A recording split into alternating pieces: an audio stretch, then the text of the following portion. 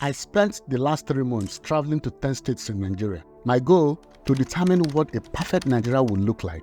As Nigerians and youths in particular, what do you anticipate as a new Nigeria? Share in the comment below and be elaborate. So I got over 5,000 responses from my brothers and sisters, and I will distill them here. This video will blow your mind. Come on, hit that like button. Let others get to watch it.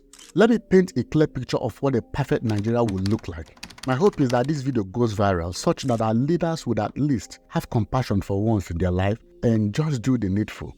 Imagine waking up tomorrow morning and suddenly you no longer have to worry about an electricity outage. No longer up NEPA, the popular mantra Nigerians use. Sometimes they scream when the power generation company restores electricity.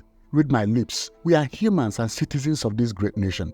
We want it, and we know it's possible and can be done. Imagine a Nigeria, a different Nigeria, not the one we wake up to, where few queues coil like snakes around the corner, prices for 1 liter of fuel reaching record highs, and the naira slides further down every day. No, picture something better.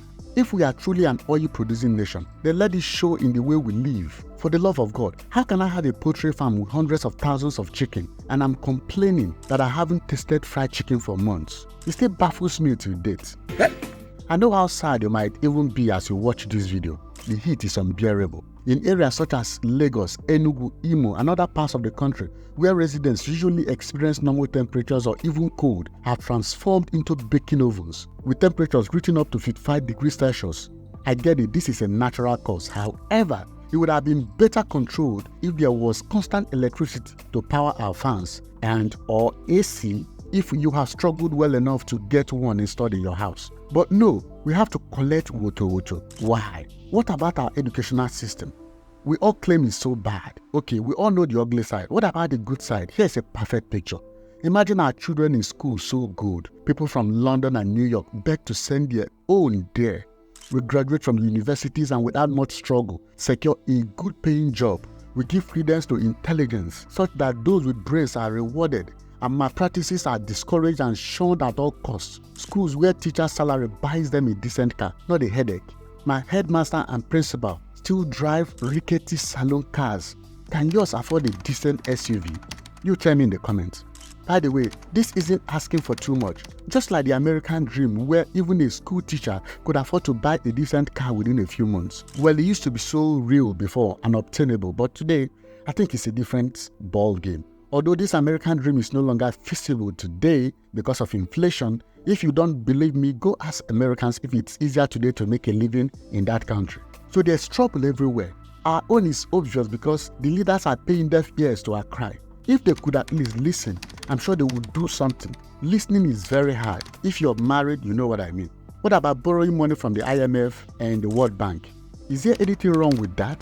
1,000 times no. In fact, borrowing is needed if there's a clear plan to invest in and spending it, and there's a difference. According to USA Facts, here's the breakdown of how much and which countries the United States borrow money from. As of January 2023, the 5 countries the US is owing are Japan, $1.1 trillion, China, $859 billion, the United Kingdom, $668 billion, Belgium, $331 billion, and Luxembourg, $318 billion. So borrowing is not the problem. It's what you do before and after the money hits your account. Both developed and developing countries should borrow to grow the economy and foster long-term relationships. Here's how. According to Investopedia, US debt offers the safest haven for Chinese forex reserves, which effectively means that China offers loans to the US so that the US can keep buying the goods China produces. How impressive can that be? So what do African countries do with all the billions of dollars they borrow? For one, the Nigeria of our dreams will look like this. We borrow money from China or World Bank because there's a need for that and a plan already in place first and foremost. Then we channel the funds towards the project. If we follow this pattern, then it becomes easier to repay as at when due. A perfect Nigerian, let's call him Mr. Adewale, who is in charge of this fund, will think of the people first and the project and challenge himself to not embezzle the money, but do what is expected for legacy's sake. That's what this is all about. Moving on, the Lagos Blue Line is a reality now, transforming the face of rail transportation in Lagos and nearby towns like Ibadan thanks to the Red Line.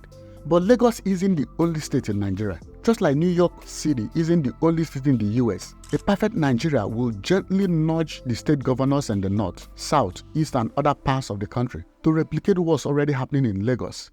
The mega constructions, the new estates, the railways, the airports, and so on. At least there's a model to follow now. Perhaps the model they see and enjoy abroad doesn't motivate them. Now they can learn from Lagos State and what the government is doing there. Thanks to the governor, you try. Please do more. Now, is it too much of a task to the governors? Can they pull it off? I must admit, it's a shift in their thinking. It's a change of mindset because they might never have considered it for their states before, but it is worth it. At least do it for your brothers and sisters. If you trace your lineage back as a governor, then you are one way or the other related to the masses in the rural areas and villages. Unless you're denying this fact, we are all connected in many ways we can't even begin to fathom. A perfect Nigeria will consider everyone, carry all of us along, value lives and honor God above all, regardless of our religion. Think of beautiful trains gliding through a beautiful countryside. I mean everywhere, even your state or village. A local farmer proudly showing his lush fields, phone in hand checking global market prices, a doctor operating in a spotless clinic or hospital, stocked with the latest technology. I'm talking about our Nigerian and African doctors. They are the brightest minds in the world today. If they decide to japa, move or migrate to another country, it should be out of choice and not mandatory or forced. Because we are global citizens, we have to move and explore if we decide to. Unfortunately, as far as I know, traveling to the US, the UK, Canada or Italy, for example, and not being able to move around other provinces and take your family on a vacation to another country or state, to me, you're still stuck in the rut. You're yet to take control of what it truly means to explore the world and learn diverse cultures. You are just a Canadian freak or British local champion. Look at the big picture, my brother, my sister. The goal isn't to japa to UK and get stuck there for 3, 5, 7, 10 years. The goal is to have access to travel the world. Should I repeat myself? Right on, Pastor? Tell them. I will tell you. A perfect Nigeria will have wide, smooth and life-enhancing roads. Not pothole marathons, but smooth and clear roads taking you where you need to go. Imagine harvest so rich and markets overflow, bringing food prices down than an eagle sweeping for prey. Hospitals where you don't pray harder than the doctors, that medicine will be in stock. Hospitals where there are provisions for emergencies. No Nigeria should be left to die just because they don't have 50,000 or 100,000 naira to deposit first. Doctors, you swore to save lives. Make provisions to save lives. You can do it. Come on. Yes, you operate with money, especially with the ever-increasing cost of fuel, diesel and management. But if you decide to save life, then make plans for that and the resources will be provided. I don't know how, but you have a creator, God Almighty. Picture our naira currency so strong. Is the dollar scrambling to catch up? It used to be like that back in the day, decades of years ago. Go and do your research. Where did we miss it? In a perfect Nigeria, our young minds will be building inventions and make Silicon Valley turn green with envy. Sure, there will still be crime because it's inevitable in any developing or developed country, but it will be minimal because legit businesses and ventures will pay 10 times higher than fraud and crime, and there's no justification for crime. So attempting to defraud other people wouldn't be so enticing or rewarding again, would it? What about homes in Nigeria?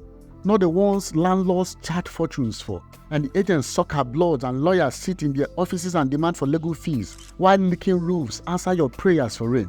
Imagine owning your own house with a mortgage that won't make you choose between rent and school fees. Think of walking home without fear clutching at your heart, like it would be snatch nest. Soldiers who will make terrorists tremble and sincerely protect the citizens. Police who make you feel safe, not like the next hustle target. And in the courts, rule of law takes center stage. Justice that is truly blind, even if you haven't lined the right pockets. Where the big man and the roadside plantain seller get the same hearing, the same chance at a fair life. Picture a Nigeria the world respects. A green passport that treats the world. Not the one of petty laughs, but a powerhouse with a voice that counts.